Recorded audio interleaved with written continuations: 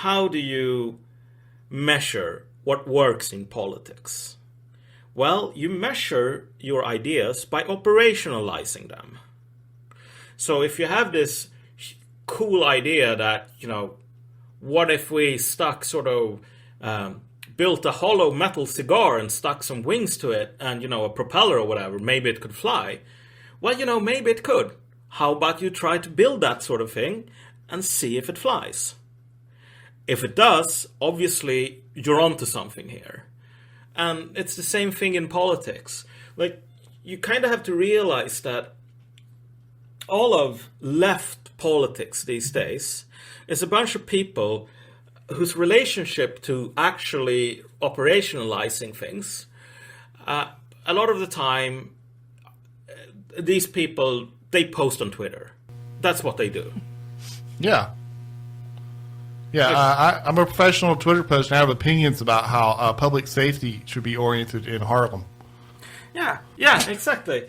And so, some people who are, more advanced tend to do useless crap, trying to salt workplaces and so on. And a lot of the time, that stuff is just a sort of phase, so you can move on to DSA leadership or whatever and hire yourself as a consultant.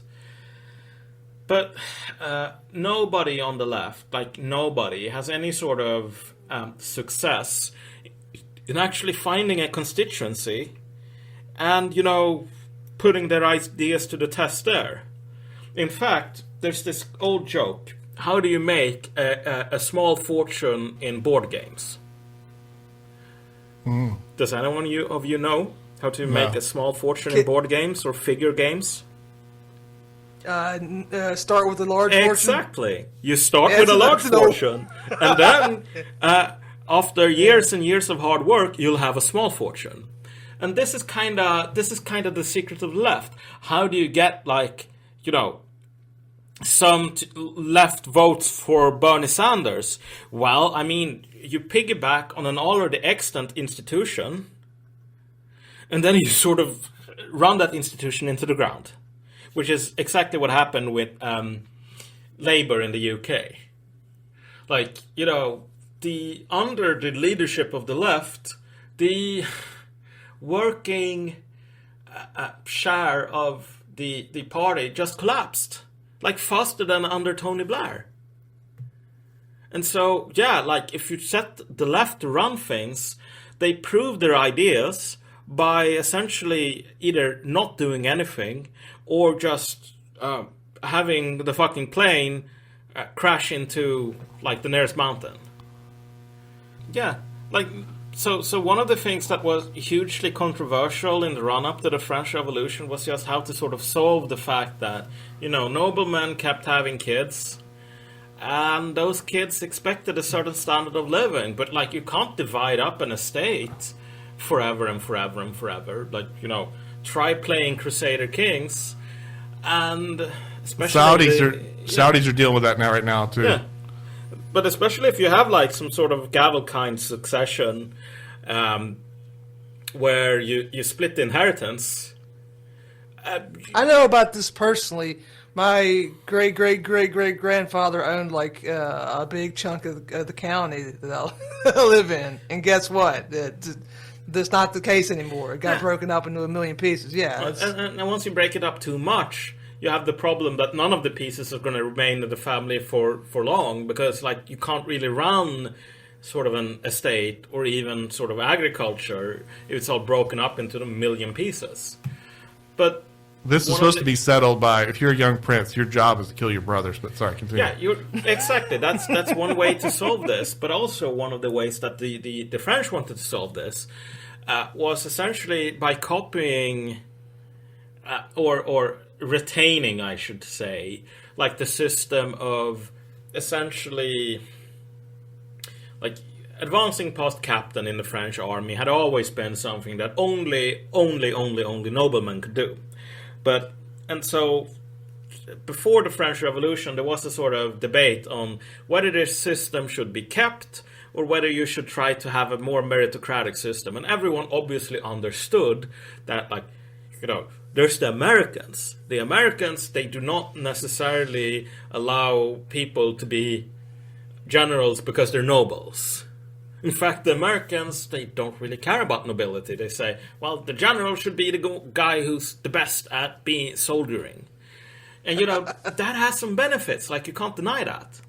But the problem with importing that to France is, what the fuck are the provincial nobles going to do? Like, not the people who are the sons of, like, the big dukes of the realm, but the people who sort of can't even afford a fucking horse. They have to pull their own plow, and who only have, like, a sword above the mantelpiece to remind them that, like, back in the days of, like, Robert Capet, like, my great grandfather was, like, a really big badass dude. Yeah, well, okay, so the sword is from those times. What are they doing for you these days? Like, you only have a piece of paper that separates you from other peasants.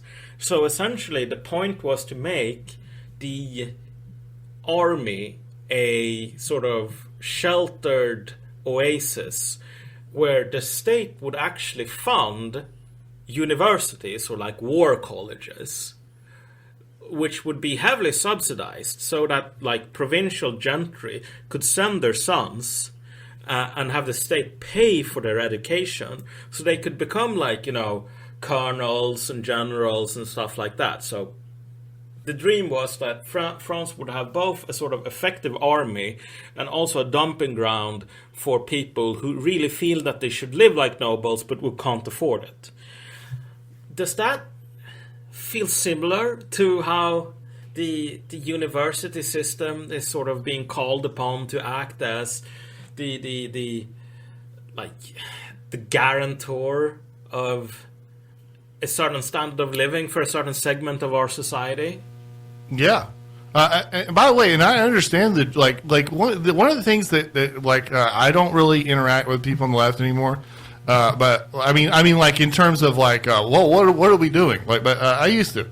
And one of the things that I would say that would make people upset is I would just first off say that, like, how fun college is. Like, first off, just being around there, like, it's a lot of young people, like good-looking girls and stuff. I had a girlfriend that she went to this little private, super expensive school. She went there. She played sports there on a scholarship. It was the utopia. Everyone lives in their what do you call the amount of people you can know? There's a certain What? Like a certain number of people that you can know, like, amount of humans. Oh yeah, it's a number. Dunbar. Yeah, Dunbar. Yeah, Okay, Dunbar so number. your whole world operates on the Dunbar number. By the way, the campus is beautiful. It's in this little rural area. It's tucked away. Everyone there is super rich. The girl's one of her roommates, like, owned, like. You live in your Dunbar number. There's kids sitting on the quad reading Chaucer at 2 p.m. I saw that, and then I kept walking, and we walked past the reflecting pond, and there was classical music. Remember, like, we're in a tiny little farming village, right? And there's just 2,000 of these rich people just living like heaven there. We walked past the pond, and, like, this, they didn't put out. I mean, I didn't get a flyer about it or anything. I've been hanging out at this school like 2 weeks or something, and there's just, like, a classical music, like, little mini orchestra just playing Handel or something. By the way, that is not the reality for, like, vast majority. Most of these people are, they're working in an auditorium grading papers. However, that exists, and it's fucking juicy, and they want it, and they should want it. It's fucking awesome. It's awesome. This Prussian elite version of this is basically flying a jet. Flying a jet is fucking awesome, but not many. You have this big navy, and not many people can get to fly the jet. Yeah, but to that I would counter, and this is a sort of the Mongolian perspective on all of this. That's what we need at this time. There's nothing more beautiful than a reflecting pool that you've just thrown, like, a couple of dead bodies into. And, all of that, like, all of now those we're talking. college Now we're talking. grounds, wouldn't they be nice painted in sort of a scarlet red as Yes. they burn down? Like, there's a real... Everyone knows that scene where it's like Conan the Barbarian, Arnold Schwarzenegger, and he is visiting his sort of. And first, there's like this other Mongol who says, I just like riding on the prairie, feeling the wind in my hair. An eagle on your shoulder, something like that. Yeah. And the guy just goes, "Wrong, Conan. What is best in life?" And he just says, "To crush your enemies, to see them driven before you." And hear the lamentations of the women. Yeah, you should not... Mass rape is... You should not actually sort of underestimate... I actually read a paper on this. I think it was written by the Rand Corporation, where they actually talked about this thing they call the nemesis complex. And nemesis is the old Greek goddess of, like, the punisher of hubris. Yeah. And what the Rand paper actually discussed at some length was just that the US was running into people who were possessed by a sort of worldview that Rand described as the nemesis complex. And the nemesis complex was essentially, goat farmers or whatever, like technical students in Saudi Arabian families saying, like, you are smitten with hubris. And it is my job. I have been chosen by Allah or by history or by the goddess herself to bring you down a peg. And as the paper pointed out, once people start thinking like that, you can't really sort of bribe them or deter them from their path. Like, they're almost sort of spiritually possessed. Like, they enjoy seeing giants brought low. They enjoy seeing, like that scene from like the silent movie about like the storming of the Winter Palace. So the peasants come into the wine cellar, and they see all of these like priceless wines like stacked from floor to ceiling, and they just pull the bottles from the wine racks and smash them on the ground. They don't even drink them. Like, they see all these opulence, and all they want to do is destroy it. Like, you kind of have to realize that this is a huge, this is one of the, like, modes of psychology inherent in human beings. And to me, that shit is a lot more appealing, I should say, than walking around that campus. Because, I've lived that life. I never really enjoyed it, to be honest. Like, beyond all of these nice platitudes, like, these people are just spiritually sick, and they're also, like, objectively decadent, like, in a historical sense. Like, they're parasitical. They're not what Marx called, like, heroic classes, who move history forward, even though, like, they might be brutal and so on. Like, you can look at them and say, well, these guys are creating something, or they're, like, doing something new. They're building institutions, or they're, beating their enemies at warfare or whatever. No, like... By the way, these people, your parent owns a major corporation. All these rich students, they knew that these professors and shit were beneath them on the socioeconomic casting. Yeah, exactly. And so, like, the destruction of hubris is something you cannot buy for, like, with money. You have to pay the iron price.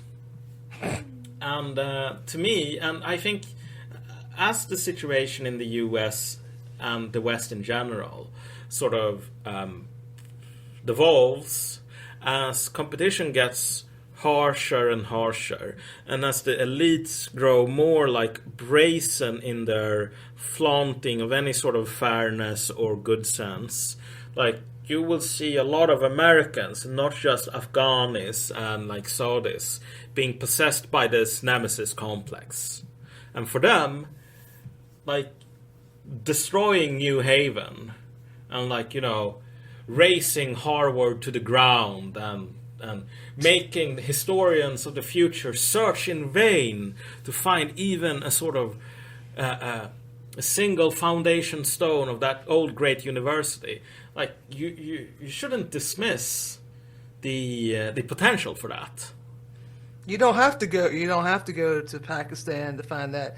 Last summer we saw people burn it to the fucking ground. They said, Yeah, and it's just like, it's like when you know that you're not, like, if you know that you can't take those people's places, you know, and that's like, if you know that the only hope that you have, or for your posterity to have, is to just burn it all down like a forest fire that comes through and takes out the underbrush, so that, you know, what's left is fertile ground. Like, people will do that. Yeah. It's part of the cycle. I've had multiple people tell me that their only politics now is basically revenge on this on a certain socioeconomic class. There's the but this is really encapsulated with the 4chan meme, where it's the frog guy, and he's not defeated, but he just has like a slight anyways, there's the frog guy, and he says I just hate liberals. I don't have any other politics. Yeah, like, the thing is, you know, and I get this thrown at me by people who want to maintain political and social hygiene. Like, this guy Malcom, he's just a grifter. He works for this sort of think tank, and we all know how those think tanks are. Well, do you really? Because Oikos is not a big think tank. So essentially, Matthias Karlsson, sort of the former deputy leader of the Sweden Democrats, which is like the second or the third biggest party in Sweden at this point, so not a small fish.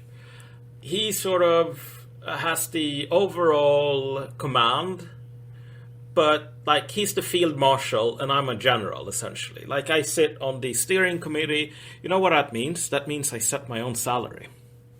Nice. I pay myself less for what I write and so on than what Jacobin or whatever, like, and notoriously tight-fisted, you know, telling people, oh, you should really work because you love it. Like, I pay myself less than that, actually. And not out of some, you know, so I can brag to you two guys about it. No, actually, the reason that has to be so, it's because, like, an army needs discipline. If the commanders do not have discipline, the soldiers will not have discipline. And so Matthias Karlsson understands this very well, because he's built a party over the course of 2 decades. And this is a party that has been marginalized and, you know, persecuted and sort of boycotted and so on. Like, nobody joined the fucking Sweden Democrats in the 80s because, you know, this is the party on the make. Like, in 25 years, they're gonna run the country. No, like, there was no guarantee of success. And moreover, if you joined, you would get, like, beaten up on the street, like, literally. I told Merrick before, I was like, the Sweden Democrats, like, you could, they're gonna throw this guys in jail. Yeah, dude, like, at one point, like, you had sort of anti-fascist guys storming, I think it was Matthias Karlsson's own birthday party, beating up all the guests, including, I think, like, a wheelchair-bound guy. You know, that's very brave and so on, punching Nazis. And, you know, at afterwards, the sort of prime minister at the time, and this was not very far back, like, this was the prime minister before the current one, Stefan Löfven, a guy named Fredrik Reinfeldt. Like, when he was asked about this sort of brazen political violence, he just said, well, if you don't want to get beaten up illegally, maybe don't be a Sweden Democrat. It's not very complicated. Like, these people are racist. I don't care if they get, you know, killed or whatever. Open season. Yeah, and so, like, this was the fucking prime minister saying, like, you know, whatever, like, this is not a good party, so do whatever you want. Like, the laws do not apply. So, these people, even if you don't agree with them politically, and I often tell Karlsson this because it annoys him. Like, you don't have to read Lenin to be a Leninist, comrade. You only have to sort of live the way he did politically, if not ideologically. And so I pay myself much less than even, like, sweatshop rider wages, because I don't need anything more. And because, like, those communal resources can be put to, like, political use. And the moment someone else says, well, maybe we should turn this into a vehicle for... union. Yeah, unionize it. Yeah, maybe we should start distributing sinecures. Like, I'm out of there because I joined the fucking Mongol horde to burn down Baghdad, not to, drink wine or whatever. I didn't. I got it like halfway through. Yeah, like also like some things you can buy with the gold price, and some things you cannot. Mm-hmm. Those things you have to buy with the you have to pay the iron price. And again, like imagine someone saying like, "Oh well, I'm such a rich guy, so I bought myself the title of Genghis Khan." Like, what the fuck would that title be worth? Nothing. Yeah. Like, nobody would respect you. You're not some big warlord. You're just a guy who deluded yourself and threw your money into the sea. Like, the only way you become Attila the Hun or Genghis Khan or whatever is by, being those guys, doing the work, as Comrade Oliver Bateman would say. You have to do the work. Yeah, there's different kinds of people. So you ever seen? So Bill Gates should be like the most powerful person in the United States. All the time he will beg and plead, and all these guys they'll beg and plead to the press and stuff. No, you got it wrong, blah blah blah. And there's other guys that just walk around, pissing in Nancy Pelosi's boots. Yeah. You know what I'm saying? And there's a genuine different feeling that comes with that. There's a genuine different level of women that are interested in you. Despite literally taking a shit on Chuck Schumer's desk, like just put that on your fucking Tinder profile and you're made. Yeah, he's not. I don't know if you've seen Miss Gates, but guys who take shits on Congressman's desk, they do better than Bill Gates does in that department. Yeah, I mean. The thing is, the production or like the sort of social phenomenon. God, it's 5 a.m. Excuse me, but like the process which creates these sort of people possessed by what Rand Corporation I think called the nemesis complex. It's deeply mysterious to me. But you can also see that it's sort of like almost like an immune response of the social body. Like once the reason the goddess Nemesis exists is because people who have hubris, they really need to be punished. Because otherwise they'll keep doing like bringing everything to ruin. So at some point someone with a sword has to appear to cut their heads off. Otherwise, like the human societies would be even worse than they are today. And I mean, again, what is really interesting in the American case is how rapidly those people seem to be produced today. And how increasingly oblivious American liberals are to the fact that, like, if you wield power, your absolute number one priority is to not create these people. Because you can't really dissuade them by shooting them. That just, turns them on or whatever.